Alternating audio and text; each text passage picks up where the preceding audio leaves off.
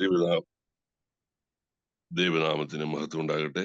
ഈ അനുഗ്രഹിക്കപ്പെട്ട നല്ല പ്രഭാതത്തിൽ അപ്പർ റൂം പ്രെയർ ലൈൻ നടത്തുന്ന പ്രാർത്ഥനാ സംഗമത്തിലേക്ക് എനിക്കും പ്രവേശിപ്പാനായിട്ടുള്ള ക്ഷണം നൽകിയതിൽ പ്രത്യേകിച്ച് നന്ദി അറിയിക്കുന്നു. ഇന്ന് ശ്രോതാക്കളായി വന്നിരിക്കുന്ന എല്ലാവർക്കും ഇതിന്റെ എല്ലാ സംഘാടകർക്കും ക്രിസ്തുയേശുവിലുള്ള വന്ദനം അറിയിക്കുന്നു. ദൈവത്തിന്റെ സാന്നിധ്യത്താൽ ആത്മശക്തിയാൽ നിറഞ്ഞ് നമുക്ക് അനുഗ്രഹിക്കപ്പെട്ട ഒരു മീറ്റിംഗ് ഈ ദിവസം ലഭിക്കേണ്ടതിനായി ഏൽപ്പിക്കപ്പെടുന്നു. കർത്താവ് കൃപ ചെയ്യട്ടെ. നമ്മുടെ പ്രാർത്ഥനാ ജീവിതത്തെ വർദ്ധിപ്പിക്കുവാൻ ഉതകുന്ന ചില ദൈവാലോചനകൾ ദൈവം നമുക്ക് നൽകി തരുവാനിടയാകും. എന്റെ പേര് സൈമൺ അബ്രഹാം. തേവലക്കര എന്ന് പറയുന്ന സ്ഥലത്താണ് ഞാനുള്ളത്. ഇതിനൊക്കെ ഒരു 40 വർഷം മുമ്പ് കർത്താവുമായുള്ള വ്യക്തിപരമായ ബന്ധത്തിലേക്ക് പ്രവേശിപ്പാൻ ദൈവം ഭാഗ്യം തന്നു. എന്റെ സാമാന്യ വിദ്യാഭ്യാസത്തിന് ശേഷം ബോംബെയിൽ ജോലിക്ക് വേണ്ടി കടന്നുപോയ സന്ദർഭത്തിൽ എന്റെ അന്തരാത്മാവിൽ ദൈവശബ്ദം ഇങ്ങനെ ജ്വലിക്കുവാനിടയായി. മനസ്സ് പുതുക്കി രൂപാന്തരപ്പെട്ട ഒരു ദൈവവൈതലായിട്ട് ജീവിക്കുക എന്നുള്ള ശബ്ദമായിരുന്നു എന്റെ ഹൃദയ അന്തർഭാഗത്ത് നിന്ന് ഉരുത്തിരിഞ്ഞു വന്നത്. എന്നാൽ ഒരു ലൗകിക ജീവിതം ഇഷ്ടപ്പെട്ട ഞാൻ ആത്മീയ ജീവിതത്തിന് വേണ്ടി സമർപ്പിക്കപ്പെടണമെന്ന് ആഗ്രഹമുണ്ടെങ്കിലും എന്നെ കൊണ്ട് പറ്റത്തില്ല എന്നുള്ള ധാരണയിൽ ഞാൻ അതിനെ ഒരു വിമുഖത പ്രകടിപ്പിച്ച് നിൽക്കുകയായിരുന്നു. ആ പ്രത്യേക സന്ദർഭത്തിൽ എനിക്ക് മാനസികമായി ചില അസ്വസ്ഥതകൾ നേരിടേണ്ടതായിട്ട് വന്നു. ഒരു കാരണവുമില്ലാതെ മനസ്സിന്റെ സ്വസ്ഥത നഷ്ടപ്പെട്ട്, സന്തോഷം നഷ്ടപ്പെട്ട്, ലക്ഷ്യബോധം നഷ്ടപ്പെട്ട്, വിശ്വാസം ഒന്നുമില്ലാതെ, അപ്പോൾ തന്നെ ഒരു അരാജകത്വം, അരിഷ്ടത ഹൃദയതലങ്ങളിൽ അനുഭവിക്കുന്ന ഒരു സാഹചര്യം അതോടെ സംജാതമായി. ജോലിക്ക് പോയാൽ ജോലി തുടരാൻ പറ്റുന്നില്ല. അവിടെ ചുരുങ്ങിയ ദിവസങ്ങൾക്കുള്ളിൽ ജോലി അവസാനിക്കുന്ന ഒരു അനുഭവമായിരുന്നു. അങ്ങനെ ഏകദേശം 40 വർഷങ്ങൾക്ക് മുമ്പ് 1984 രാവിലെ 9 മണി തൊട്ട് ഒരു ഓഫീസിൽ നിന്ന് ജോലി വിട്ടിട്ട് ഇറങ്ങി ഇങ്ങനെ സ്റ്റേഷനിൽ മാറി മാറി സഞ്ചരിച്ച് മുമ്പോട്ട് പോകുന്ന സന്ദർഭത്തിൽ വീണ്ടും 4 മണി സമയമായപ്പോൾ ദൈവത്തിന്റെ ആത്മാവ് ഹൃദയത്തിൽ ഒരു പ്രേരണയായി ദൈവാത്മാവ് ഇങ്ങനെ സമ്മർദ്ദം തന്നു. പോയി പ്രാർത്ഥിക്കുക എന്നുള്ള ഒരു സമ്മർദ്ദം അങ്ങനെ ലഭിക്കുവാനിടയായി. ആ സന്ദർഭത്തിൽ റൂമിൽ വന്ന് പ്രാർത്ഥിക്കുവാനിടയായി. 4 മണി സമയത്ത് 1984 ജൂൺ മാസം 18-ാം തീയതി 4 മണി ദൈവാത്മൻ എന്റെ ഫ്ലാറ്റിൽ വന്ന് മുട്ടുമടക്കി കർത്താവിനോട് ഇങ്ങനെ പ്രാർത്ഥിച്ചു. അങ്ങ് ജീവിക്കുന്ന ദൈവമാണെങ്കിൽ എനിക്കൊന്ന് കാണണം, അറിയണം, കൂടുതലായി ആത്മീയ അനുഭവത്തിലേക്ക് പ്രവേശിക്കുവാൻ താല്പര്യമുണ്ട് എന്ന് പറഞ്ഞ് ഹൃദയത്തിൽ കർത്താവിനെ ക്ഷണിക്കുന്ന സന്ദർഭമായിരുന്നു. ആ ക്ഷണം കർത്താവ് സ്വീകരിച്ചു. ചുരുങ്ങിയ നിമിഷങ്ങൾക്കുള്ളിൽ എനിക്കൊരു പാപബോധമുണ്ടായി. അപ്പൊ കഴിഞ്ഞ കാലങ്ങളിലെയും വർത്തമാന കാലങ്ങളിലെയും പാപത്തെ മുന്നിൽ കാണുവാനിടയായി. ഒരു ഫ്ലാഷ് ബാക്ക് പോലെ അനുതാപത്തിന്റെ കണ്ണുനീർ വീണ് ഏറ്റുപറഞ്ഞ പാപത്തിൽ ഒരു ശുദ്ധീകരണം നടക്കുന്നതായി എനിക്ക് അനുഭവമായപ്പോൾ 1 യോഹന്നാൻ 1:6-7 വാക്യങ്ങളിൽ ദൈവവചനം പറയുന്നത് പോലെ അവന്റെ പുത്രനായ യേശുവിന്റെ രക്തം സകല പാപവും പൊക്കി ശുദ്ധീകരിക്കും. നിങ്ങൾ പാപങ്ങളെ ശുദ്ധീകരിക്കുന്നുവെങ്കിൽ, പാപങ്ങളെ ഏറ്റുപറയുന്നുവെങ്കിൽ അവൻ നമ്മോട് പാപങ്ങളെ ക്ഷമിക്കും എന്നുള്ള വസ്തുനിഷ്ഠമായ വചനത്തിന്റെ ശക്തിയാൽ ഏറ്റുപറഞ്ഞ പാപങ്ങൾക്ക് ക്ഷമ ലഭിക്കാനിടയായി. ആ കൺഫെഷനിലൂടെ, ആ ഏറ്റുപറച്ചിലൂടെ, അനുതാപത്തിലൂടെ ദുഃഖം ശക്തമായ നിലയിൽ വെളിപ്പെട്ട വിലാപമായി മാറി. ആ കണ്ണുനീർ കണങ്ങൾ കൊണ്ട് പാപം കഴുകിയപ്പോൾ യേശു തന്റെ രക്തം ഒഴിച്ചു കഴുകി. അങ്ങനെ ലോകത്ത് ആർക്കും തരാൻ കഴിയാത്ത പാപമോചനം എന്ന മഹത്വകരമായ വീണ്ടെടുപ്പ് യേശുവിന് മാത്രം ചെയ്യാൻ കഴിയുന്ന വസ്തുതയിലേക്ക് കൃപയാൽ പ്രവേശിപ്പാനിടയായി. ആ നിർണയമായി ആത്മാവിൽ ലഭിച്ചു. അത് ഞാൻ മനസ്സിലാക്കുന്നത് ലോകത്ത് കർത്താവ് വന്നതിന്റെ ഉദ്ദേശം യോഹന്നാന്റെ 3:7 വാക്യത്തിൽ പറഞ്ഞു, പാപം നീക്കുവാൻ അവൻ പ്രത്യക്ഷനായി. പിന്നത്തേതിൽ അതിന്റെ താഴെയുള്ള വാക്യത്തിൽ പിശാചിന്റെ പ്രവൃത്തികളെ അഴിപ്പാൻ അവൻ പ്രത്യക്ഷനായി. അപ്പൊ ഈ 2 ഉദ്ദേശത്തോടു കൂടിയാണ് കർത്താവായ യേശു ഭൂമിയിൽ വന്നത് എന്നുള്ള യാഥാർത്ഥ്യം നമ്മൾ തിരിച്ചറിയുന്നു.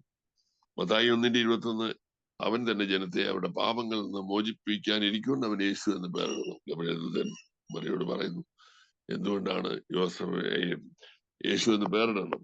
ആ പേര് അന്തസത്യം എന്താണ്? അതിന്റെ അർത്ഥം എന്താണ്? അവൻ തന്നെ ജനത്തെ അവിടെ പാപങ്ങളിൽ നിന്ന് മോചിപ്പിക്കാനിരിക്കൊണ്ട് യേശു എന്ന് പേരിടണം.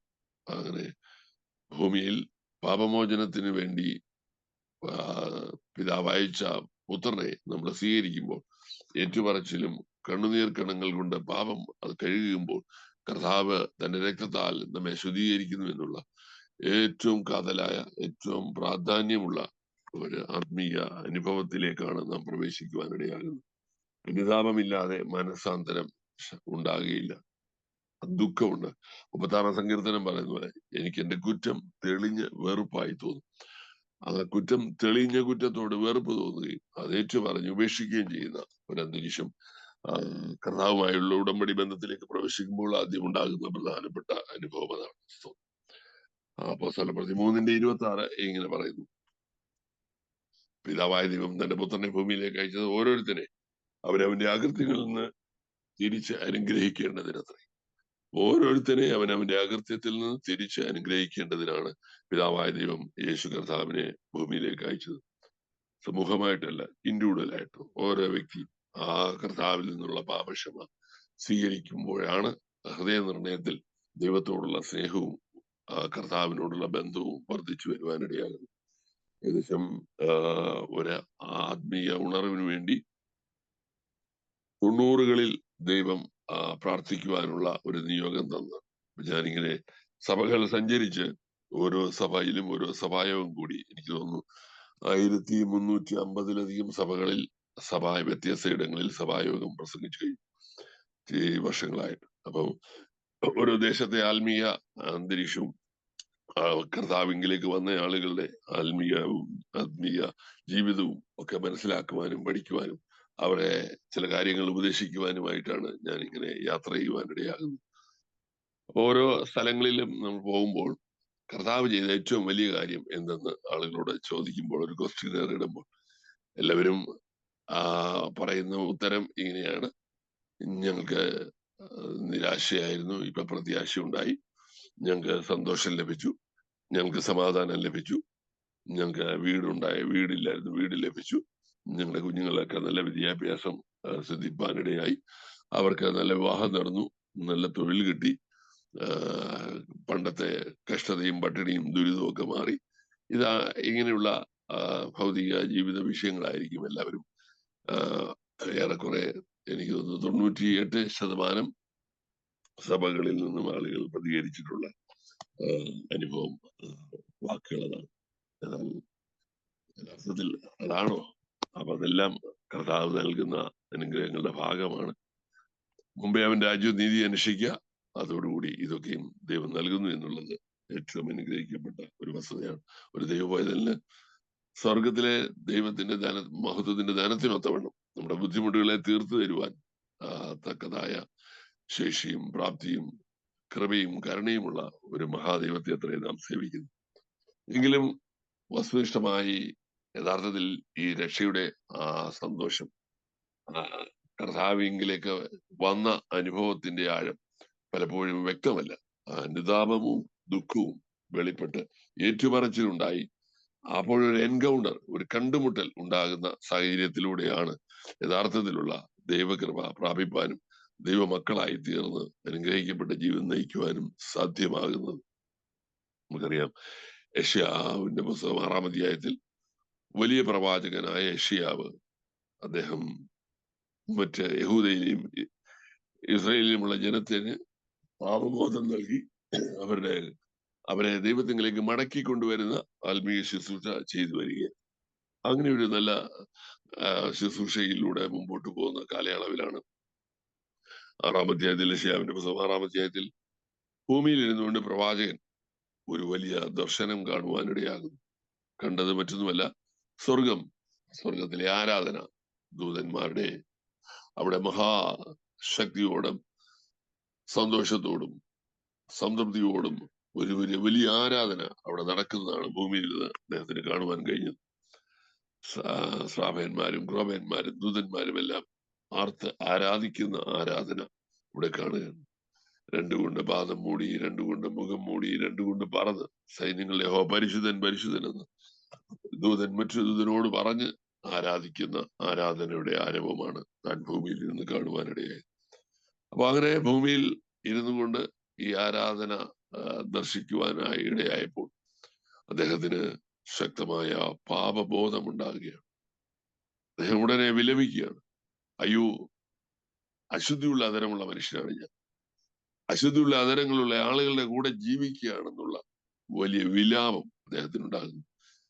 മറ്റുള്ളവർക്ക് കുറവുണ്ടെന്നും കുറ്റമുണ്ടെന്നും ബോധ്യപ്പെടുത്തി ദൈവത്തിങ്കിലേക്ക് മടക്കിക്കൊണ്ടുവന്ന ശുശ്രൂഷകൾ വിജയകരമായി വർഷങ്ങളായി ചെയ്തു വരുന്ന പ്രവാചകൻ ഒരു സ്വർഗീയ ദർശനത്തിന് മുമ്പിൽ സ്വർഗം കണ്ടപ്പോൾ അല്ല, സ്വർഗത്തിലെ ആരാധന കണ്ടപ്പോൾ, അവിടുത്തെ മഹത്വം ദർശിപ്പാൻ ഭൂമിയിൽ നിന്ന് അവസരം ലഭിച്ചപ്പോൾ തനിക്ക് സ്വയം പാപബോധം ഉണ്ടാകുകയാണ്, കുറ്റബോധം ഉണ്ടാകുക.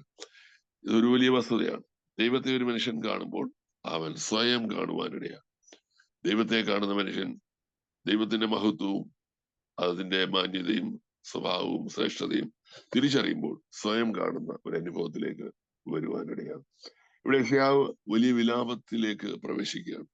അയ്യോ, ഞാൻ അശുദ്ധിയുള്ള അതരമുള്ള മനുഷ്യനാണ്, അങ്ങനെയുള്ള ആളുകളുടെ കൂടെ ജീവിക്കുന്നു എന്ന് പറഞ്ഞുള്ള വിലാപം ആരംഭിച്ചു. ആ വിലാപത്തിന്റെ അനന്തരഫലമായി യാഗപീഠത്തിൽ കത്തിയെരിയുന്ന തീക്കനൽ സാറാഫുകളിൽ ഒന്ന് എടുത്ത് പറന്നു വന്ന് തന്റെ അടുത്ത് വന്ന് തന്റെ അതരത്തെ തൊടുവിച്ചു. അതരത്തെ തൊടുവിച്ചപ്പോൾ താൻ ശുദ്ധനായി തീർന്നു. പാപവും അകൃത്യവും നീങ്ങി ശുദ്ധീകരിക്കപ്പെട്ട ഒരു അനുഭവത്തിലേക്ക് അദ്ദേഹം വരികയാണ്. ഏറ്റുപറഞ്ഞു, വിലപിച്ചു. അപ്പോൾ തന്നെ അവിടെ ശുദ്ധീകരണം നടക്കുന്നു. ശുദ്ധീകരണം സ്വർഗീയ നടപടിയാണ്. സ്വർഗത്തിൽ നിന്ന് കർത്താവിന് മാത്രം ചെയ്യാൻ കഴിയുന്ന ഒരു വലിയ നടപടിയാണ്. അപ്പൊ ആ നിമിഷത്തിൽ തന്നെ അദ്ദേഹത്തിന് ശുദ്ധീകരണം ലഭിക്കുന്നതായി കാണുന്നു. എന്റെ പാപവും അകൃത്യവും നീങ്ങി ശുദ്ധനായി തീർന്നു എന്ന് ആമേൻ തിരുവചനം നമ്മോട് പറയുന്നു. ആ നിമിഷം അപ്പോൾ തന്നെ താൻ വിലപിച്ചു, അനുദപിച്ചു, ഏറ്റുപറഞ്ഞപ്പോൾ ദൈവിക നടപടിയായി ശുദ്ധീകരണം നടന്നു. ശുദ്ധീകരണം നടന്നപ്പോൾ പിന്നെ കേൾക്കുന്നത് ദൈവശബ്ദമാണ്. ആരെ ഞാൻ ഇനി അയക്കേണ്ടു? ആർ എനിക്ക് വേണ്ടി പോകും? കർത്താവുമായുള്ള മുഖാമുഖ ബന്ധത്തിലേക്ക് ഒരു വ്യക്തി പ്രവേശിക്കുമ്പോൾ ആ കർത്താവിന്റെ മഹത്വവും മാന്യതയും വലിപ്പവും അവന്റെ സ്വഭാവ മഹിമകളും എല്ലാം തിരിച്ചറിയുമ്പോൾ നമുക്ക് നമ്മുടെ കുറവുകൾ ബോധ്യപ്പെടും. ആ ബോധ്യപ്പെടുന്ന കുറവുകൾ ഏറ്റുപറഞ്ഞ് കുറ്റം തെളിഞ്ഞ് അതിനോട് വെറുപ്പായി തോന്നി അത് ഏറ്റുപറഞ്ഞ് ഉപേക്ഷിക്കുവാൻ തയ്യാറാകുന്ന സന്ദർഭത്തിൽ അവിടെ ഒരു വലിയ ശുദ്ധീകരണം നടക്കുന്നു. ആ ശുദ്ധീകരണം നമ്മുടെ ജീവിതത്തെ ആകമാനം മാറ്റിമറിക്കുന്നു. എന്തുകൊണ്ടാണ് ഇങ്ങനൊരു ശുദ്ധീകരണം സ്വർഗത്തിലെ കർത്താവിന് മാത്രമേ ചെയ്യാൻ കഴിയൂ എന്ന് പറയുന്നതിന്റെ കാരണം 6000 വർഷത്തെ വേദപുസ്തക ചരിത്രമുണ്ട്. 4000 ഓൾഡ് ടെസ്റ്റ്മെന്റും 2000 ന്യൂ ടെസ്റ്റ്മെന്റും. ഈ 6000 വർഷത്തെ വേദപുസ്തക ചരിത്രത്തിൽ ആദമിന്റെ ജീനിൽ ജനിച്ച മനുഷ്യരാണ് ലോകത്ത് ഇന്നുള്ള 750 കോടി ജനവും. അല്ല, കഴിഞ്ഞ വർഷങ്ങളിലൊക്കെ ജനിച്ചു ജീവിച്ചു മരിച്ചു മൺമറഞ്ഞ എല്ലാവരും ആദമിന്റെ ജീനിലാണ് ജനിച്ചത്. എന്നാൽ ഈ 6000 വർഷത്തെ വേദപുസ്തക ചരിത്രത്തിൽ യേശുക്രിസ്തു മാത്രമാണ് പരിശുദ്ധാത്മാവിൽ ജനിച്ചത്. സാധാരണ സ്വാഭാവിക സ്ത്രീ പുരുഷ ബന്ധത്താലല്ലാതെ തെരഞ്ഞെടുക്കപ്പെട്ട മറിയുടെ മേൽ അത്യുന്നതന്റെ ശക്തി നേരിട്ട് ആകയാൽ ഉത്ഭവിച്ച വിശുദ്ധ പ്രജ എന്ന നിലയിൽ യേശു കർത്താവിന്റെ ജനനം ഏറ്റവും പ്രാധാന്യം അർഹിക്കുന്നു, വേറിട്ട് നിൽക്കുന്നു. മറ്റെല്ലാ ജനനവും സ്വാഭാവിക ജനനമായപ്പോൾ യേശു മാത്രം പാപമില്ലാതെ വിശുദ്ധ പ്രജയായി ജനിച്ചു. അങ്ങനെയെങ്കിൽ ഭൂമുഖത്ത് പാപമില്ലാതെ ജനിച്ച ഒരേ ഒരാൾ യേശു ക്രിസ്തു മാത്രമേ ഉള്ളൂ. പാപം ചെയ്യാതെ ജീവിച്ചതും പാപികൾക്ക് വേണ്ടി മരിച്ചതും യേശു കർത്താവ് മാത്രമേ ഉള്ളൂ. ലോകത്ത് അനവധി മഹാരഥന്മാർ ഉണ്ടായിട്ടുണ്ട്, മഹത്തുക്കൾ ഉണ്ടായിട്ടുണ്ട്, വലിയ പ്രവാചകന്മാരുണ്ടായിട്ടുണ്ട്, പുണ്യാത്മാക്കൾ ഉണ്ടായിട്ടുണ്ട്, മതസ്ഥാപകരുണ്ടായിട്ടുണ്ട്, വലിയ ശാസ്ത്രജ്ഞന്മാരുണ്ടായിട്ടുണ്ട്, വീര ഇതിഹാസമുള്ള അനേക വീരന്മാർ ഇവിടെ ഉണ്ടായിട്ടുണ്ട്. വളരെയേറെ മനുഷ്യർ ഇവിടെ ജനിച്ച് വളർന്ന് മൺമറഞ്ഞു പോയിട്ടുണ്ട്. മഹാന്മാരും വലിയ മഹാന്മാരും അല്ല, ഹിറ്റ്ലറെ പോലെ ഭീകരമായി ജീവിച്ച് നൊട്ടോറിയസ് ആയ ആളുകളും ലോകത്ത് ജീവിച്ചിട്ടുണ്ട്. എന്നാൽ ഈ ജനനങ്ങളിൽ നിന്നെല്ലാം വേറിട്ട് നിൽക്കുന്ന ഒരു വലിയ ജനനമാണ് യേശു കർത്താവിന്റെ ജനനം. പരിശുദ്ധാത്മാവിൽ അദ്ദേഹം ജനിച്ചത് കൊണ്ട്, അത്യുന്നത ശക്തി മറിയൽ നേരിട്ട് ജനിച്ചതുകൊണ്ട് വിശുദ്ധ പ്രജയായി ജനിച്ചു. അങ്ങനെയെങ്കിൽ ഭൂമിയിൽ ആദാമിന്റെ ജീനിൽ ജനിക്കാത്ത വിശുദ്ധ പ്രജയായി ജനിച്ച, സ്വർഗത്തിൽ നിന്ന് ജനിച്ച ക്രിസ്തു മാത്രമേ ഉള്ളൂ. പാപമില്ലാതെ ജനിച്ചതും പാപമില്ലാതെ ജീവിച്ചതും പാപികൾക്ക് വേണ്ടി മരിച്ചതും. കർത്താവിന് മാത്രമേ ഒരു മനുഷ്യന്റെ പാപത്തെ പരിഹരിക്കാൻ കഴിയൂ എന്നുള്ള യാഥാർത്ഥ്യമാണ് നമ്മൾ അതിൽ നിന്ന് മനസ്സിലാക്കുന്നത്. മറ്റാർക്കും പാപം പരിഹരിക്കാൻ കഴിയത്തില്ലെന്നുള്ള വലിയ യാഥാർത്ഥ്യം മനസ്സിലാക്കുന്നു. എല്ലാ എൻകൗണ്ടറിലും അങ്ങനെയാണ് സംഭവിക്കുന്നത്. കർത്താവുമായുള്ള ഒരു മുഖാമുഖമെന്ന് നമ്മൾ ഏറ്റുപറയുന്ന പാപങ്ങൾക്ക് ക്ഷമ കിട്ടുന്നു. ആ പാപക്ഷമ ഒരാന്തരിക സൗഖ്യം നമുക്ക് പ്രദാനം ചെയ്തു. ഉള്ളിലുള്ള മുറിവ്, വേദന, മറക്കാൻ കഴിയാത്തത്, നമ്മുടെ അസ്വസ്ഥത, നമ്മുടെ ഉള്ളിലുള്ള എല്ലാ ശൂന്യതകളെയും മാറ്റിക്കൊണ്ട് അവിടെയുള്ള വേദനയും നീരസവും മുഷിച്ചിലും പകയും വിദ്വേഷം, പിണക്കം, ജാരശങ്ക, അതുപോലെ മലിനമായ സകലത്തെയും പുറത്തെടുത്ത് കളയുന്ന ഒരു ശുദ്ധീകരണമാണ് യേശു ക്രിസ്തു ഒരു ഉള്ളത്തിൽ പ്രവേശിക്കുമ്പോൾ ഉണ്ടാകുന്നത്. അതാണ് ലോകത്ത് മറ്റേ ഒരു മതത്തിലോ മറ്റ് ഇതര പ്രസ്ഥാനങ്ങളിലോ പ്രത്യയശാസ്ത്രങ്ങളിലോ ഇല്ലാത്ത ഒരു വസ്തുത. ഹൃദയപൂർവ്വം പരിവർത്തന വിധേയമാകുന്ന ഒരു വ്യക്തി യേശുവിൽ വരുമ്പോൾ മാത്രമാണ്. അതുകൊണ്ടാണ് ആ കൊരിന്ത്യർ ലേഖനം 2 കൊരിന്ത്യർ 5:17 പറയുന്നത്, ഒരുവൻ ക്രിസ്തുവിലായാൽ അവൻ പുതിയ സൃഷ്ടി, പഴയത് കഴിഞ്ഞുപോയി, ഇതാ പുതുതായി തീർന്നു. അങ്ങനെ പുതുക്കപ്പെടുന്ന ഒരു ജീവിതാനുഭവത്തിൽ ധാരാളം അനുഭവങ്ങളെ നമുക്ക് ഉൾക്കൊള്ളുവാൻ കഴിയും. ഭൂമിയിലെ ഏറ്റവും വലിയ സൗഭാഗ്യം കർത്താവ് നമുക്ക് പാപം ക്ഷമിച്ചു തരുന്നു എന്നുള്ളതാണ്. കർത്താവ് ആ വലിയ കാര്യം നമുക്ക് ചെയ്തു തന്നു എന്നുള്ള ബോധ്യം ലഭിക്കുമ്പോഴാണ് ദൈവരാജ്യം സംബന്ധിച്ചുള്ള ശുഷ്കാന്തിയും ഉത്സാഹവും കൃപയും അനുഗ്രഹങ്ങളും ഒക്കെ അതിലൂടെ ലഭ്യമാകുകയും നമ്മുടെ മുന്നേറ്റം കുറച്ചുകൂടെ ഈസിയായി മാറുകയും ചെയ്യുന്ന വസ്തുത അതിൽ അധിഷ്ഠിതമാണ്. നമുക്കറിയാം, രോഗത്തിന്റെ ശമനത്തിന് ഒരുപാട് മരുന്നുകൾ ഇവിടെയുണ്ട്. അലോപ്പതി, ആയുർവേദം, ഹോമിയോപ്പതി, വ്യത്യസ്ത തലങ്ങളിൽ പല മരുന്നുകൾ അവിടെയുണ്ട്. എല്ലാ പച്ചിലകളും ആരോഗ്യത്തിന് നല്ലതാണ് ഏറെക്കുറെ. അപ്പോൾ തന്നെ കിഴങ്ങ് വർഗ്ഗങ്ങൾ, ധാതുവർഗ്ഗങ്ങൾ, ധാരാളം നമുക്ക് ആഹാരത്തിന് ആരോഗ്യത്തിന് നന്മയായിരിക്കുന്ന ധാരാളം സസ്യാദികൾ ഇവിടെയുണ്ട്. Apple A day keep the doctor away. ദിവസം ഒരു ആപ്പിൾ കഴിച്ചാൽ ഡോക്ടറെ കാണാതിരിക്കും.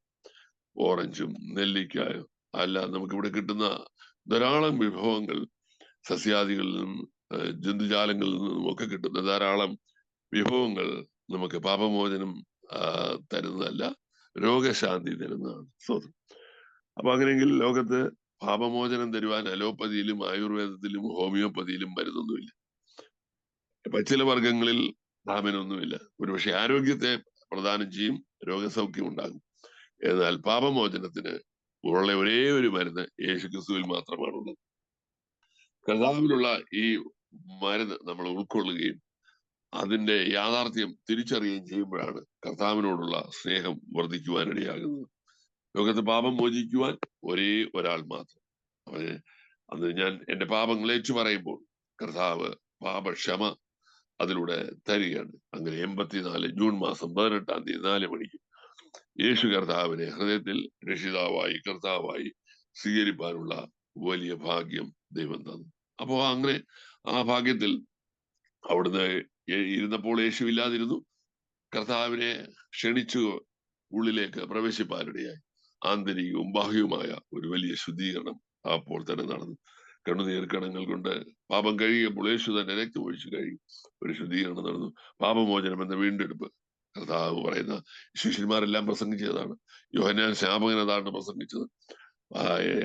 യഹൂദയിലും ശമരിയിലും എല്ലാം അവർ പ്രസംഗിച്ച് ക്രിസ്തുവിൽ മനസാന്തരവും പാപമോചനവും ഉണ്ടെന്നാണ്. ദൈവരാജ്യം സമീപിച്ചിരിക്കാൻ മാനസാന്തരപ്പെടുക എന്നാണ് ആമേൻ കർത്താവും ശിഷ്യന്മാരും യോഹന്നാനും എല്ലാം പ്രസംഗിച്ച വിഷയം. ഒരു റിയൽ കൺവേർഷൻ, ഒരു മാനസാന്തരം ആമേൻ ജനങ്ങളുടെ ഇടയിൽ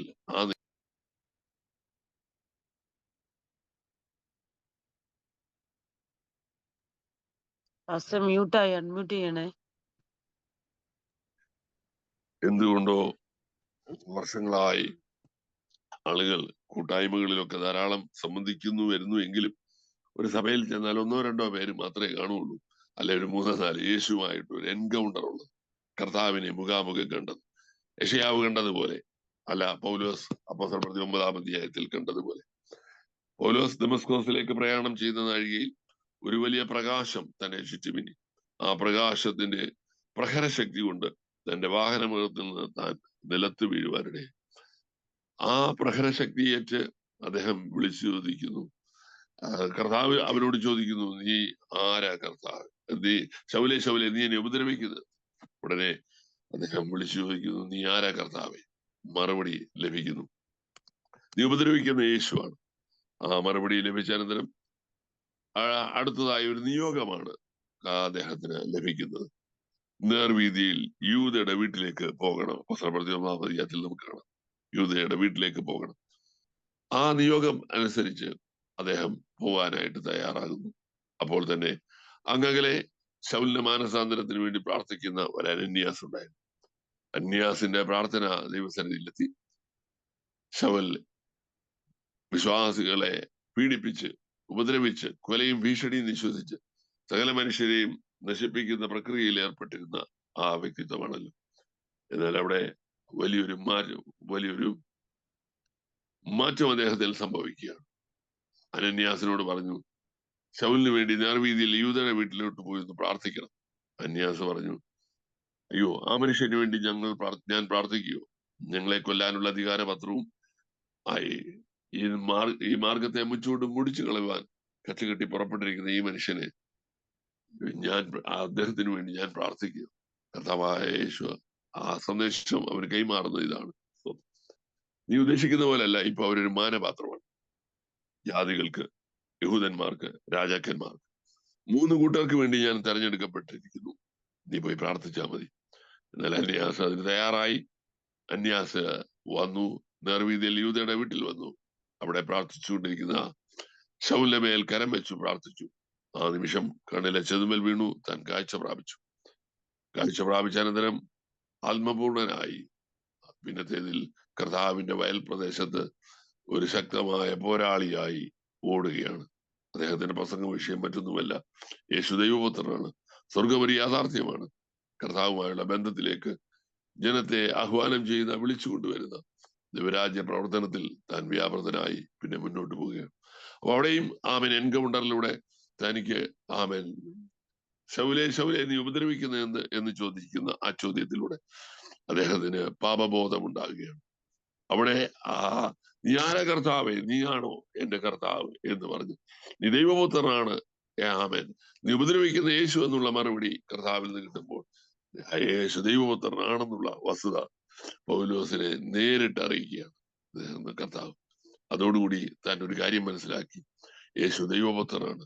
ഞാൻ അദ്ദേഹത്തിനെതിരെയാണ് ഈ ഉപദ്രവവും കൊലയും ഭീഷണിയും നിഷേധിച്ചുകൊണ്ട് ഞാൻ പുറപ്പെട്ട് പ്രവർത്തിച്ചുകൊണ്ടിരുന്നത്. അതുകൊണ്ട് ആ നിമിഷം തന്നെ തികഞ്ഞ ഒരു മാനസാന്തരത്തിലേക്ക് താൻ പ്രവേശിക്കുകയാണ്. പിന്നത്തേതിൽ ആർക്കും പിടിച്ചു നിർത്താൻ കഴിയാത്ത വടക്കുതിരയായുള്ള ഓട്ടമാണ്. എല്ലാ എൻകൗണ്ടറിലും ഇങ്ങനെയാണ് സംഭവിക്കുന്നത്.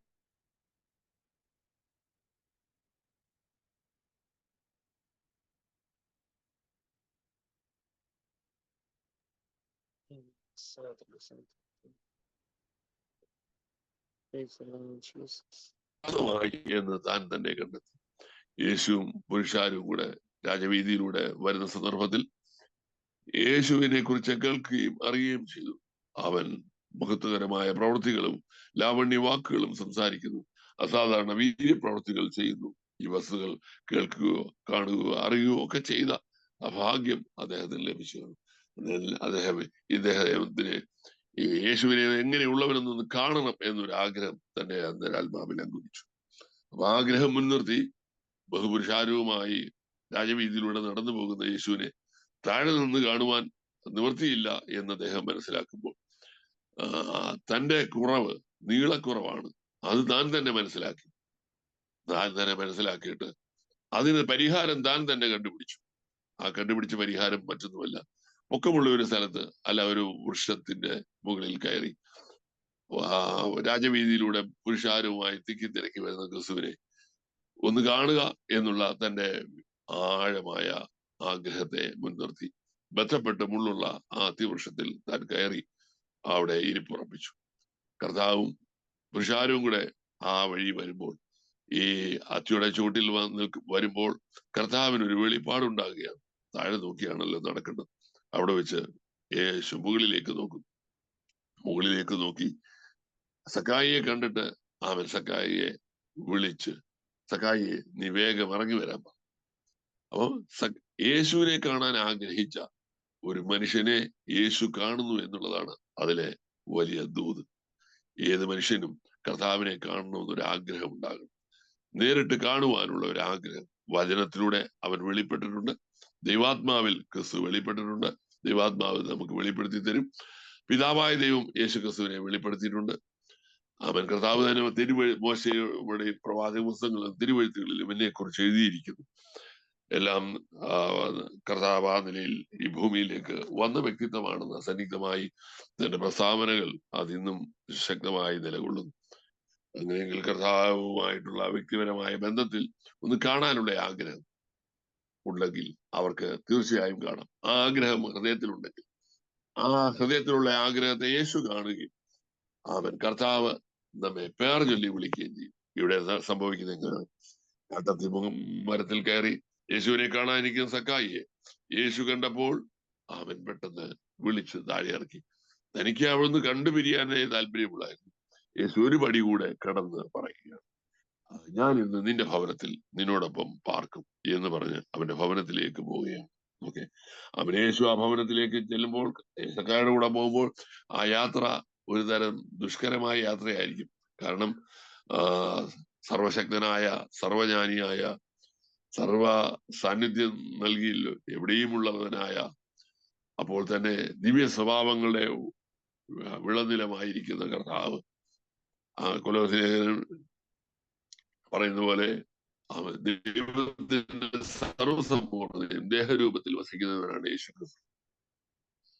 അപ്പൊ അങ്ങനെയുള്ള കർത്താവാണ് ഈ സക്കായിയുടെ കൂടെ പാപിയായ, ചുങ്കം പിരിക്കുന്ന, പണക്കൊതിയുള്ള, ദ്രവ്യാഗ്രഹിയായ ഈ മനുഷ്യന്റെ കൂടെ അവന്റെ ഭവനത്തിലേക്ക് പോകുന്നു. ആ യാത്ര ഞാൻ വിചാരിക്കുന്നത് ദുഷ്കരമായിരിക്കും. കാരണം ശരിയുടെ മുമ്പിലാണ് തെറ്റ് വെളിപ്പെടുന്നത്, നീതിയുടെ മുമ്പിലാണ് അനീതി വെളിപ്പെടുന്നത്, അനുഗ്രഹത്തിന്റെ മുമ്പിലാണ് ശാപം വെളിപ്പെടുന്നത്.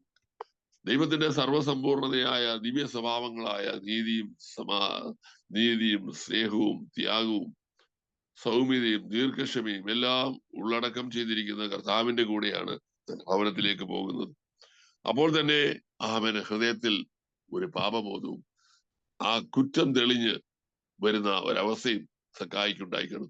എന്ന് പറഞ്ഞാൽ അതിന് മറ്റൊരർത്ഥം, യേശു കർത്താവിനെ കാണുമ്പോൾ, കർത്താവുമായുള്ള സാമീപ്യം ഉണ്ടാകുമ്പോൾ ഒരു വ്യക്തിക്ക് പാപബോധം ഉണ്ടാകും. സക്കായിക്ക് യേശു പാപമൊന്നും വെളിപ്പെടുത്തി കൊടുത്തില്ല. അപ്പോൾ സക്കായി അവൻ ആ ഭവനത്തിലേക്കുള്ള യാത്രയിൽ ഭവനത്തിൽ ചെന്നപ്പോൾ അവൻ സക്കായിക്ക് തന്നെ പാപബോധം ഉണ്ടാകുക. അയ്യോ, ഞാൻ ചതിവായി വാങ്ങിച്ചിട്ടുണ്ടല്ലോ, ഞാൻ അതിക്രമക്കാരനാണല്ലോ, ഞാനൊരു പാപിയാണല്ലോ, ഞാനൊരു ലംഘനക്കാരനാണല്ലോ, ഞാൻ ദൈവഹിതത്തിന് വിരുദ്ധമായി ജീവിച്ചവനാണല്ലോ, മനുഷ്യർക്ക് ഭാരവും പ്രയാസവും വരുത്തിയ വ്യക്തിത്വമാണല്ലോ എന്നുള്ള അവബോധം തനിക്കുണ്ടാകുകയും ഏറ്റുപറച്ചിലൂടെ താൻ പിന്നത്തേതിൽ ഒരു തീരുമാനമെടുക്കുന്നു. ചതിവായി വാങ്ങിയതെല്ലാം ഇരട്ടിയായി മടക്കി കൊടുക്കുവാൻ താൻ തീരുമാനിക്കുന്നു. അങ്ങനെയുമ്പോൾ തന്റെ അനുതാപം വെളിപ്പെട്ട് ദുഃഖമുണ്ടായി പറഞ്ഞു തീർക്കേണ്ടത് പറഞ്ഞു തീർക്കാനും കൊടുത്തു തീർക്കേണ്ടത് കൊടുത്തു തീർക്കാനും അങ്ങനെയുള്ള ഒരു പ്രക്രിയയിലേക്ക് താൻ മാറ്റപ്പെടുകയാണ്. അങ്ങനെ അത് കർത്താവിന്റെ സാന്നിധ്യമാണ് തന്നെ പാപബോധം ഉളവാക്കി ഇത്തരത്തിൽ മാനസാന്തരത്തിന്റെ ചുവടുകൾ വെക്കുവാൻ തന്നെ പ്രാപ്തനാക്കിയത്. കർത്താവിന്റെ പാപബോധമാണ്, കർത്താവിന്റെ കൂടെയുള്ള നിമിഷങ്ങളിൽ ഉളവായ പാപബോധമാണ്. അല്ലെങ്കിൽ എല്ലാ എൻകൗണ്ടറിലും സംഭവിക്കുന്നത്. ഞാൻ കർത്താവിന്റെ സന്നിധിയിൽ ഇരിക്കുമ്പോൾ എനിക്ക് പാപബോധമുണ്ട്. ഇത് വിചാരിച്ച് 23 വയസ്സ് പ്രായമാണ്. അപ്പോൾ തന്നെ 10 കൽപ്പനയൊന്നും ലംഘിച്ചിട്ടില്ല. മര്യാദ പാപങ്ങളുണ്ട്. എന്നാൽ ആഴമായ അഗാധമായ ദുഃഖവും പാപബോധവും കരഞ്ഞ് വിലപിച്ച് ഏറ്റുപറഞ്ഞ് ദൈവസന്നിധിയിൽ പാപക്ഷമ പ്രാപിച്ചു. ലംഘനം ക്ഷമിച്ചും പാപം മറച്ചും കിട്ടുന്ന മനുഷ്യൻ ഭാഗ്യവാൻ എന്നുള്ള യാഥാർത്ഥ്യത്തിലേക്ക്, ആ ഹൃദയ നിർണയത്തിലേക്ക്, ആത്മസന്തോഷത്തിലേക്ക്, രക്ഷയുടെ സന്തോഷം എന്ന് പറയുമ്പോൾ നമുക്ക് പാപം ക്ഷമിച്ചു കിട്ടി നമ്മുടെ ആന്തരിക സൗഖ്യം ഉണ്ടാകുമ്പോൾ അവിടെയുള്ള നീരസവും വെറുപ്പും പകയും വിദ്വേഷവും ഭിന്നതയും അവിടെയുള്ള എല്ലാ മലിനതകളും നീങ്ങിപ്പോകുമ്പോഴുള്ളവാകുന്ന ആ ശുഭതയാണ്, ആ സുഖമാണ്. അത് ഉള്ളിൽ എനിക്ക് എന്ത് സുഖം! ആത്മസന്തോഷമാണ് അതിന്റെ സുഖം, സംതൃപ്തിയാണ് അതിന്റെ സുഖം, ആത്മാവിലെ ജീവിതത്തിന്റെ ആഗ്രഹമാണ് അതിന്റെ സുഖം. അങ്ങനെയെങ്കിൽ ഏത് മനുഷ്യനും ഉളവാകേണ്ട അവശിഷ്ടമായിരുന്നു. അപ്പം കർത്താവിന്റെ സന്നിധിയിൽ ഇരിക്കുമ്പോൾ ഈ അനുതാപത്തിൽ പാപം ഏറ്റുപറഞ്ഞ് പാപക്ഷമ ലഭിക്കുമ്പോൾ ഉണ്ടാകുന്ന ആ സന്തോഷം, അതാണ് യേശുവിന്റെ ജനനത്തിന് മുമ്പ് ദൂതന്മാർ ആട്ടിടയരോട് വിളിച്ചു പറഞ്ഞത്. സർവ്വജനത്തിനും ഉണ്ടാകേണ്ട മഹാസന്തോഷമാണ് യേശുവിന്റെ ജനനമെന്ന്. അങ്ങനെയെങ്കിൽ ഒരു വ്യക്തി യേശുവിനെ സ്വീകരിക്കുമ്പോൾ ആ വ്യക്തിയിൽ സന്തോഷം ഉളവാകും. ഇങ്ങനെ ചെറു പ്രായത്തിൽ പഠിച്ച ഒരു പാട്ടിങ്ങനെ, യേശു വന്ന ഉള്ളത്തിൽ സന്തോഷമേ, യേശു വന്ന ഉള്ളത്തിൽ സമാധാനമേ, യേശു വന്ന ഉള്ളത്തിൽ ഇമ്പഗീതമേ, എന്നെന്നും ആനന്ദമേ. യേശു വന്ന ഉള്ളത്തിൽ ദുഃഖമില്ലല്ലോ, യേശു വന്ന ഉള്ളത്തിൽ ഭയമില്ലല്ലോ, യേശു വന്ന ഉള്ളത്തിൽ കലക്കമില്ലല്ലോ, എന്നെന്നും ആനന്ദമേ. കർത്താവ് ഒരു ഉള്ളത്തിൽ വന്നാൽ മഹാസന്തോഷമാണ്. ദൂതന്മാർ ആട്ടിടയോട് പറഞ്ഞ പ്രകാരം അത് അക്ഷരീയമായി നമുക്ക് അനുഭവിക്കാൻ കഴിയുമെന്നുള്ളതാണ് ഈ രക്ഷയുടെ സന്തോഷം. ആ സന്തോഷം നഷ്ടപ്പെട്ടു പോകാതെ സൂക്ഷിക്കുക എന്നുള്ളതാണ് ഏറ്റവും വിലപ്പെട്ട കാര്യം. അതുകൊണ്ട് കർത്താവുമായ ഒരു മുഖാമുഖ ബന്ധം ആർക്കുണ്ടാകുന്നോ അവർക്ക് മാത്രമേ ഈ നിലയിൽ ഒരു മാറ്റം സംഭവിക്കുകയുള്ളൂ ജീവിതത്തിൽ. ഏത് അവസ്ഥയിലും നമുക്കറിയാം, യേശു ശമരിയാശ്രീയുമായുള്ള ഒരു മുഖാമുഖ സംഭാഷണം. അവൾ ഉച്ചയ്ക്ക് വെള്ളം കോരാൻ വന്ന മറ്റാരും ഇല്ലാത്ത സമയത്ത്, ആ സമയത്താണ് കർത്താവ് യാക്കോബിന് തന്റെ ഉറവായ കിണറ്റിന്റെ അരികെ കർത്താവ് ദാഹജലം ചോദിച്ച് അവളെ പരിചയപ്പെടുന്നത്. അവളോട് സംസാരിക്കുന്ന ആ സംഭാഷണം പുരോഗമിച്ചു കഴിഞ്ഞപ്പോൾ അവൾ, യഹൂദനായ നീ എന്നോട് വെള്ളം കുടിക്കാൻ ചോദിക്കുന്നു എന്നാണ് അവൾ ചോദിക്കുന്നത്. അപ്പൊ കർത്താവിന് മറുപടിയായപ്പോ, നിന്നോട് ചോദിക്കുന്നവൻ ആരെന്ന് നീ ഒന്ന് അറിഞ്ഞിരുന്നെങ്കിൽ നീ അവനോട് ചോദിക്കും, അവൻ നിനക്ക് ജീവനുള്ള വെള്ളം നൽകുവാനിടയാ. അങ്ങനെ ആ സംഭാഷണം പുരോഗമിച്ചു കഴിഞ്ഞപ്പോൾ അവൾക്ക് ശരിയായി മനസ്സിലായി, എന്റെ മുമ്പിൽ നിൽക്കുന്ന ഈ യേശു കേവലം യഹൂദനോ യജമാനനോ അല്ല, പ്രവാചകനും അതിനപ്പുറം മശിഹായുമാണെന്നുള്ള യാഥാർത്ഥ്യം, യേശു ദൈവപുത്രനാണെന്നുള്ള യാഥാർത്ഥ്യം ഈ സംഭാഷണത്തിലൂടെ അവൾക്ക് മനസ്സിലാകും. അങ്ങനെ മനസ്സിലാകുമ്പോൾ വെള്ളം കോരാമെന്ന സഹോദരിയാണ്.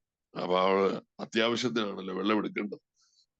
എന്നാൽ ആ പ്രാഥമിക ആവശ്യത്തെ കുടം അവിടെ മാറ്റിവെച്ചിട്ട് അവൾ പോയി പട്ടണത്തിൽ, ശമരിയ പട്ടണത്തിലേക്ക് പോയി, ഞാൻ ചെയ്തതൊക്കെയും എന്നോട് പറഞ്ഞവനെ വന്ന് കാൺമീൻ എന്ന് പറഞ്ഞ് ശമരിയ പട്ടണത്തിലുള്ള ആളുകളോട് യേശു ക്രിസ്തുവിനെ കുറിച്ച് സംസാരിക്കുകയാണ്. ക്രിസ്തുവുമായി ഒരു എൻകൗണ്ടർ, ഒരു മുഖാമുഖം സിദ്ധിച്ച് നിമിഷങ്ങൾക്ക് ശേഷം അവൾക്ക് ആഴമായ ദൈവസ്നേഹവും ആത്മഭാരവും വെളിപ്പെട്ടു വരികയാണ്. നമ്മുടെ ആളുകൾ എന്തുകൊണ്ടാണ്, ഞാൻ ഈ പറഞ്ഞില്ലേ, ധാരാളം ആമൻ സഭകളിലൊക്കെ സന്ദർശിച്ചും ആമൻ 28ഓളം രാജ്യങ്ങളിൽ യാത്ര ചെയ്യുവാൻ ദൈവം കൃപ ചെയ്തു. അപ്പൊ അങ്ങനെ മനസ്സിലാക്കുമ്പോൾ വെള്ളത്തിൽ പൂട്ടും കൂട്ടത്തിൽ പാട്ടും എന്നുള്ളതല്ലാതെ ആത്മീയ ജീവിതത്തിന്റെ അന്തസത്ത ഉൾക്കൊണ്ട് കർത്താവിനെ മുഖാമുഖം ദർശിച്ച്, കർത്താവിന്റെ ആ മുഖാമുഖം ദർശിക്കുമ്പോൾ ഉണ്ടാകുന്നത് ദൈവശബ്ദം കേൾക്കുന്നു, ദൈവശബ്ദത്തിൽ അനുതാപം ഉണ്ടാകുന്നു, അനുതാപത്തിൽ ദുഃഖമുണ്ടാകുന്നു, ഏറ്റുപറച്ചിലുണ്ടാകുന്നു, അതിൽ നിന്നും തികഞ്ഞ ഒരു മാനസാന്തരത്തിലേക്ക് വരുന്നു, ഒരു പുതിയ സൃഷ്ടിയായി മാറ്റപ്പെടുന്നു. അവിടെ നിന്ന് ആരംഭിക്കുന്ന ജീവിതമാണ് ക്രിസ്തീയ ജീവിതം. അപ്പൊ അങ്ങനെ ആ മഹാസന്തോഷം പലപ്പോഴും ഇല്ലാത്തവരായി നിരാശാജനകമായ അനുഭവങ്ങളിലൂടെ മാറ്റപ്പെടുന്ന നിലവാരത്തിലാണെന്ന് കാണുവാൻ കഴിയുന്നത്. ധാരാളം ആളുകൾ കർത്താവിലേക്ക് വന്നിട്ടുണ്ടെങ്കിലും റിയൽ കൺവേർഷനിലേക്ക് ജനം വരുന്നില്ല. അപ്പൊ ഒരു ആഗോള ആത്മീയ ഉണർവുണ്ടാകണമെങ്കിൽ റിയലായിട്ട് എന്താണ് യേശുവായിട്ടുള്ള ശരിയായ ബന്ധം എന്താണ് എന്നുള്ള യാഥാർത്ഥ്യത്തിലേക്ക് ബോധമുണ്ടാകണം എന്നുള്ളത് കൊണ്ടാണ് ഇങ്ങനെ വ്യത്യസ്ത ഇടങ്ങളിൽ യാത്ര ചെയ്യുകയും ഈ വസ്തുതകൾ അറിയിക്കുകയും ചെയ്യുവാനിടയാകുന്നത്. സ്വന്തം അപ്പൊ ഈ ശബരിയാസ്ത്രീക്ക് കർത്താവുമായി മുഖാമുഖ ബന്ധം ഉണ്ടായി നിമിഷങ്ങൾ കൊണ്ട്. അവൾ BTH എടുത്തില്ല, MDU എടുത്തില്ല, തിയോളജിക്ക് PhD എടുത്തില്ല, ഒന്നും ചെയ്തില്ല. അവൾക്ക് യേശുവിനെ മുഖാമുഖം കണ്ടപ്പോൾ അവൾക്കൊരു കാര്യം മനസ്സിലായി, ഇവൻ കേവലം മനുഷ്യനല്ല, യഹൂദനല്ല, യജമാനനല്ല, ഇതിനപ്പുറം പ്രവാചകനാണ്, അതിനപ്പുറം മശിഹയാണ്, വാഗ്ദത്ത മശിഹയാണെന്നുള്ള യാഥാർത്ഥ്യമാണ് ആ മുഖാമുഖത്തിലൂടെ ഇവൾ മനസ്സിലാക്കുന്നത്. അപ്പൊ മുഖാമുഖത്തിലൂടെ മനസ്സിലാക്കുമ്പോൾ ഇവൾ അവിടെ പാപം മറച്ചു പിടിച്ചു നിൽക്കുകയാണ്. അപ്പൊ ആ മറച്ചു പിടിച്ച പാപം ആയതുകൊണ്ട് കർത്താവ് പറഞ്ഞു, ഒരു കാര്യം ചെയ്ത് നിന്റെ ഭർത്താവിനെ വിളിച്ചോണ്ട് വാ എന്ന് പറഞ്ഞു ഒന്ന് ചൂണ്ടിക്കാണിച്ചു കൊടുത്തു. അപ്പൊ പറഞ്ഞു, എനിക്ക് അങ്ങനെ ഒരു സംഭവമില്ല. കർത്താവ് പറഞ്ഞു, 5 പേര് നിനക്കുണ്ടായി, ഇപ്പോഴുള്ളവനോ നിന്റെ ആളല്ല. അപ്പോഴാണ് അവൾക്ക് ആഴത്തിൽ പാപബോധം ഉണ്ടായി മനസാന്തരത്തിലേക്ക് വരുവാനിടയായത്. അപ്പോ അവൾ പാപം മറച്ചു വെച്ചത് കൊണ്ടാണ് യേശു കർത്താവ് ആ പാപം വെളിപ്പെടുത്തി കൊടുത്തത്. അവൻ സക്കായിക്ക് യേശു പാപം വെളിപ്പെടുത്തിയില്ല. എന്നാൽ വെളിപ്പെടുത്തി കൊടുത്തപ്പോൾ സ്വയനീതീകരണത്തിന്റെ കുപ്പായമൊന്നും പിടിച്ചിട്ട് മൂടാതെ അവൾ ഓടി പട്ടണത്തിലേക്ക് പോയിട്ട് പറയുകയാണ്, ഞാൻ ചെയ്തൊക്കെയും എന്നോട് പറഞ്ഞവനെ വന്ന് കാണുവിൻ, അവൻ മെസ്സിഹയാണ് എന്നുള്ള യാഥാർത്ഥ്യം ഇവൾ ലോകത്തോടെ വിളിച്ചു പറയുകയാണ്. അപ്പം ആത്മഭാരം യേശുവുമായുള്ള മുഖാമുഖത്തിൽ പാപം അവൻ കർത്താവ് വെളിപ്പെടുത്തിയപ്പോൾ അത് ഉപേക്ഷിക്കപ്പെടുവാനിടയായപ്പോൾ കിട്ടിയ ശുഭതയും സന്തോഷവും ആത്മസന്തോഷവും രക്ഷാസന്തോഷവും അവളെ അടുത്ത നിലയിലേക്ക് പ്രാപ്തയാക്കുകയാണ്. എന്താണ് അവളെ പ്രാപ്തയാക്കുന്നത്? പട്ടണത്തിൽ പോയി മശിഹായെ കണ്ടെത്തി. ഞാൻ ചെയ്തത് എന്നോട് പറഞ്ഞു, ഞാൻ ചെയ്തത് എനിക്ക് മാത്രം അറിയാവുന്ന കാര്യമായിരുന്നു, അത് എന്നോട് പറഞ്ഞവനെ വന്ന് കാൺമീൻ എന്ന് പറഞ്ഞ് ജനത്തോട് സന്ദേശം കൈമാറുകയാണ്. അവൾക്കറിയാം അവൾ ചെയ്ത പാപങ്ങൾ ഇല്ലതാണ്. അത് മറ്റൊരാൾ മനസ്സിലാക്കണമെങ്കിൽ ഒന്നീ പ്രവാചകനായിരിക്കണം, അല്ലെങ്കിൽ മശിഹയായിരിക്കണം. അല്ലാത്ത ഒരാളുടെ അവളുടെ പാപങ്ങളുടെ അവിടെ രഹസ്യ വിവരങ്ങൾ പുറത്ത് പറയുവാൻ കഴിയത്തില്ല. അപ്പൊ അവൾ ആ യാഥാർത്ഥ്യം മനസ്സിലാക്കുന്നു. അവൾക്ക് ഏകദേശം അറിവും ധാരണയൊക്കെ ഉള്ളതാണ്. അവൻ ആരാധിക്കുന്നത് എവിടെ എന്നൊക്കെയുള്ള ധാരണയും ആരാധനയെ കുറിച്ച് ഒരു വിവരമൊക്കെ ഉള്ള ഈ സഹോദരിയാണ്. അവളുടെ ജീവിതത്തിൽ വലിയ മാറ്റം സംഭവിക്കുന്നു. അപ്പൊ ആത്മഭാരം എന്ന് ഞാൻ മനസ്സിലാക്കുന്ന കാര്യം, ഒരു വ്യക്തി കർത്താവുമായി മുഖാമുഖ ബന്ധം ഉണ്ടായാൽ അടുത്ത നിമിഷം അവർക്ക് ആത്മഭാരം ഉണ്ടാകും. യേശുവിനെ കണ്ടാൽ കാണിച്ചു കൊടുക്കാനുള്ള പ്രേരണ കൊണ്ട്. എന്തുകൊണ്ടാണ് നമ്മുടെ ലക്ഷക്കണക്കിന് വിശ്വാസികൾ സഭകളിൽ ഇരിക്കുന്നവർക്കൊന്നും ആത്മഭാരം വരാത്തത്? അവൻ മറ്റുള്ളവരോട് ഈ കർത്താവിനെ വെളിപ്പെടുത്താത്തത് എന്ന് പറഞ്ഞാൽ എന്റെ അർത്ഥം ഒരു അനുതാപമുണ്ടായി, ദുഃഖമുണ്ടായി, ഏറ്റുപറച്ചിലുണ്ടായി, യെശയ്യാവ് കണ്ട പോലെ സ്വയം കണ്ട്, ദൈവത്തെ കണ്ട്, ദൈവമഹത്വം എന്തെന്ന് തിരിച്ചറിഞ്ഞ് ശുദ്ധീകരണം പ്രാപിച്ച് ദൈവ ശബ്ദം കേട്ട് ദൈവരാജ്യത്തിലേക്ക് പ്രവേശിക്കുന്ന ആളുകൾ ആണെങ്കിൽ അവർക്ക് തീർച്ചയായും ആത്മഭാരം ഉണ്ടാകും. അല്ലാത്ത നിലയിൽ ജസ്റ്റ് ഒരു വികാര വിക്ഷോഭം ഉണ്ടായി പെട്ടെന്ന് ഒരു കൊച്ചു കരം പൊക്കി യേശുവിനെ സ്വീകരിച്ച ആളുകളാണെങ്കിൽ അവർക്ക് അതിന്റെ ആഴം മനസ്സിലാകത്തില്ല. നമുക്കറിയാം, ആ കർത്താവ് തരുന്ന പാപമോചനത്തിനും വീണ്ടെടുപ്പിനും ആ മഹത്വത്തിനും ആ വിലയേറിയ അനുഭവത്തിന്റെ ആഴം ഒരു വ്യക്തി ദർശിക്കുമ്പോഴാണ് സ്വതവേ ഉണ്ടാകുന്നതാണ്. അത് മറ്റാരും സെമിനാർ നടത്തി ഉളവാക്കുന്നതല്ല, മറ്റേ ഉപജീവനത്തിന് വേണ്ടി ഉളവാകുന്നതല്ല ഈ ആത്മഭാരം എന്ന് പറയുന്നത്. ഇന്ന് അനേകര ഉപജീവനത്തിന് വേണ്ടിയുള്ള ആത്മഭാരേ ഉള്ളൂ അല്ല, റിയലായിട്ടുള്ള ആത്മഭാരം ദൈവരാജ്യത്തെ കുറിച്ചും കർത്താവിനെ കുറിച്ചുമുള്ള ചിന്തയുടെ അടിസ്ഥാനത്തിൽ, കർത്താവ് നൽകിയ ബോധത്തിന്റെ അടിസ്ഥാനത്തിൽ, കർത്താവ് നിന്ന പരിവർത്തനത്തിന്റെ അടിസ്ഥാനത്തിൽ ആത്മസന്തോഷത്തോടെ ഈ ആത്മഭാരം കൊണ്ട് നടന്ന് നിലവിളിക്കുകയും പ്രാർത്ഥിക്കുകയും കരയുകയും ചെയ്യുന്ന ഒരു നിലവാരത്തിലേക്ക് ജനം എന്തുകൊണ്ട് എത്തുന്നില്ല എന്നത് നമ്മൾ ചിന്തിക്കേണ്ട വിഷയമാണ്. കർത്താവുമായുള്ള ബന്ധത്തിലാണ് ആര് പ്രവേശിച്ചു? അവന് ശൗലിന് ദൈവാലോചന കിട്ടി, അവന് യെശയ്യാവിന് കിട്ടി. ആരെ ഞാൻ ഇനി അയക്കേണ്ടു? ആരെനിക്ക് വേണ്ടി പോകും? ശുദ്ധീകരണം കഴിഞ്ഞപ്പോൾ, അകൃത്യം നീങ്ങി പാപപരിഹാരം വന്നപ്പോൾ അദ്ദേഹം ദൈവശബ്ദമാണ് കേൾക്കുന്നു. ആരെനിക്ക് വേണ്ടി പോകും? ദൈവശബ്ദം കേട്ടു. അടിയനെ അയക്കണമേ എന്ന് പറഞ്ഞു. അപ്പൊ ഏത് എൻകൗണ്ടറിലും കർത്താവുമായി ഒരു മുഖാമുഖ ബന്ധമുണ്ടായവർക്ക് അടുത്തതുണ്ടാകുന്നത്. ശൗലിനെ തെരഞ്ഞെടുത്ത യഹൂദന്മാർക്ക്, ജാതികൾക്ക്, രാജാക്കന്മാർക്കും. നമ്മളെ തെരഞ്ഞെടുത്തതും നമ്മുടെ വീട്ടുകാർക്കും നാട്ടുകാർക്കും സ്വന്തക്കാർക്കും ചാർച്ചക്കാർക്കും വ്യത്യസ്ത ജാതി വർണ്ണ ഗോത്രങ്ങളിലുള്ള ആളുകൾക്കും വേണ്ടിയാണ് ഓരോ മനുഷ്യന്റെയും തെരഞ്ഞെടുപ്പെന്ന യാഥാർത്ഥ്യം. അങ്ങനെയെങ്കിൽ കർത്താവ് ഈ വസ്തുത വ്യക്തമായി കൃത്യമായി ഒരു മനുഷ്യന്റെ ആത്മാവിൽ ബോധ്യമുണ്ടെങ്കിൽ അവൻ കർത്താവിനെ സ്നേഹിക്കുന്നവര്. ലൂക്കോസിന്റെ സുവിശേഷം 7:37 മുതലുള്ള വാക്യങ്ങളിൽ നമുക്കത് കാണാം. പട്ടണത്തിലെ പാവിനി എന്നൊരു സ്ത്രീ കഥാപാത്രമുണ്ട്. അവൾ യേശു ഒരു ദിവസം പരീശനായ ശീമോന്റെ വീട്ടിൽ അതിഥിയായി വരുന്നു എന്ന് കേട്ടു. അവളുടെ ഭവനത്തിൽ നിന്ന് അവൾ പുറപ്പെട്ടു. ഒരു വെങ്കൽ ഭരണി എടുത്ത് പരിമള തൈലവുമായി ഈ ഭവനത്തിലേക്ക് പുറപ്പെട്ടു ചെന്നു. ഇവൾ വിളിക്കപ്പെടാത്ത അതിഥിയാണ്. അവിടെ പരീശനായ ശീമോനാണ് അതിഥി സൽക്കാരം ആചരിക്കുന്നത്. പൗരപ്രമുഖന്മാരെ എല്ലാം അവിടെ കൂട്ടി വരുത്തിയിട്ടുണ്ട്. ലൂക്കോസ് 7:37 വാക്യങ്ങളിൽ ഇവൾ ഈ പട്ടണത്തിലെ പാവനിയായ സ്ത്രീ അവളുടെ ഒരു സമ്മാനമായ വെങ്കൽ ഭരണി പരിമള തൈലവുമായി വിളിക്കപ്പെടാത്ത അതിഥിയായി ഇവൾ ഈ ഭവനത്തിൽ എത്തിച്ചേർന്നു. വാതുക്കൽ നിൽക്കുകയാണ്.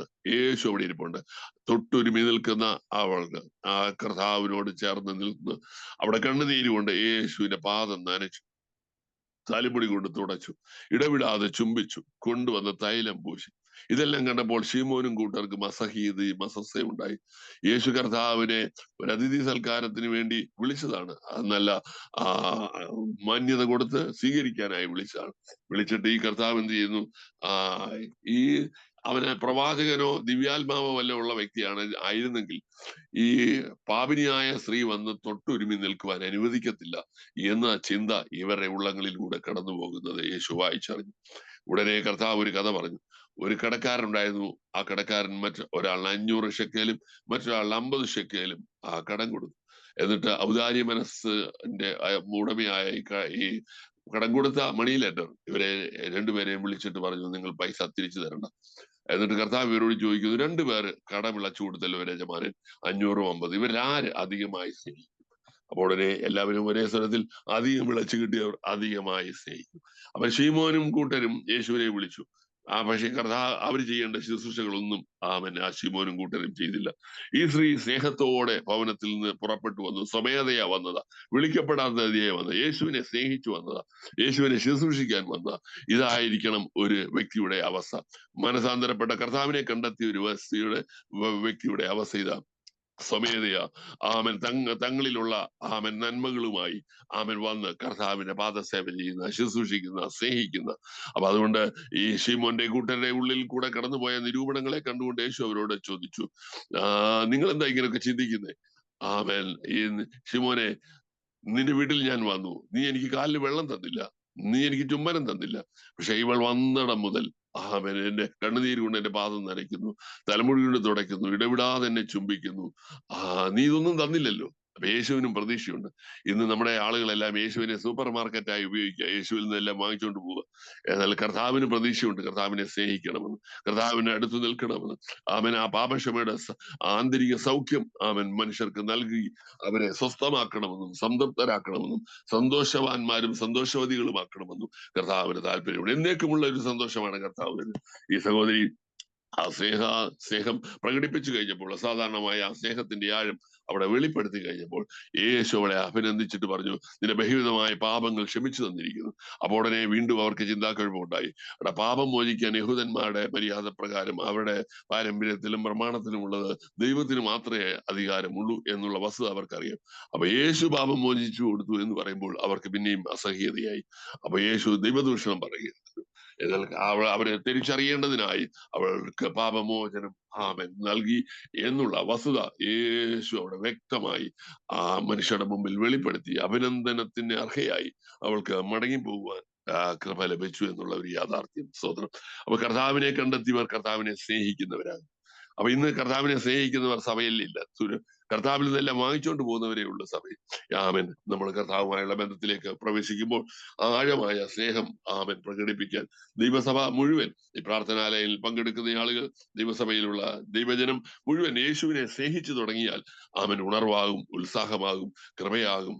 ധാരാളം ആളുകളിലേക്ക് ഈ ദൈവരാജ്യം സ്വാധീനിക്കുവാനും വളരുവാനും ഇടയാകും. അതിനായി നമ്മെ തന്നെ ദൈവസേനയിൽ വിട്ടുകൊടുക്കുക.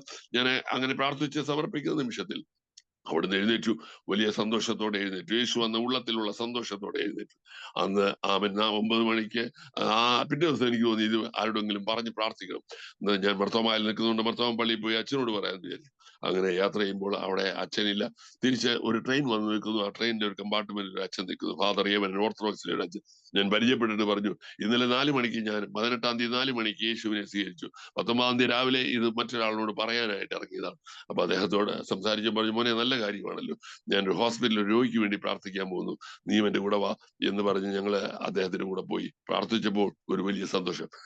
നമ്മളെ രക്ഷ ഏറ്റു പറയുന്ന വ്യക്തികളോട് ഏറ്റു പറയുമ്പോൾ റോമാലേഖനം 10-9 വാക്യം പറയുന്നു, ദൈവമേശുവിനെ മരിച്ചവിടെ ഉയർത്തെഴുന്നേൽപ്പിച്ച് ഹൃദയത്തിൽ വിശ്വസിക്കും, വാഗുകൊണ്ട് യേശു കർത്താവ് എന്ന് പറയുകയും ചെയ്യും. അപ്പൊ ആ അച്ഛനോട് അന്ന് ആ യേശു കർത്താവ് എന്നുള്ള ഏറ്റുപറച്ചിൽ നടത്തി മടങ്ങി വരുമ്പോൾ മറ്റൊരു സുഹൃത്തിനെ കണ്ടു. പിറ്റേ ദിവസം തന്നെ അദ്ദേഹത്തോടും ഈ രക്ഷ ഏറ്റു പറയുവാനിടയായി. അങ്ങനെ പിന്നുള്ള യാത്ര ദീർഘമായ ഒരു അന്വേഷണത്തിന്റെ യാത്രയാണ്. എന്ന് പറയുമ്പോൾ ദൈവത്തെ ചോദിക്കുക, ദൈവത്തെ വെളിപ്പെടുത്തുക, വസ്തുനിഷ്ഠമായ വചനത്തിന്റെ അനുഗ്രഹങ്ങളും നിറവുകളും അനുഭവങ്ങളും വെളിപ്പെടുക എന്നുള്ള ഒരു യാഥാർത്ഥ്യ ബോധത്തിലുള്ള അന്വേഷണമാണ്. അപ്പൊ 40 വർഷത്തെ അനുഭവങ്ങൾ പറയണം. അതുകൊണ്ട് അവൻ എന്റെ വാക്കുകൾ വിരാമം കുറിക്കുന്നു.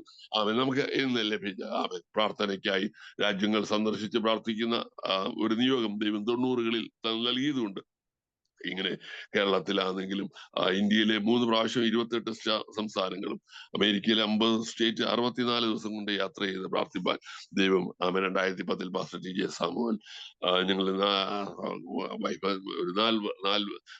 വേറെ ഒരു ദേവദാസൻ ഉൾപ്പെടെ നിങ്ങൾ 4 പേർക്ക് അങ്ങനെ ഒരു അവസരം അന്ന് ലഭിക്കുവാനിടയായി.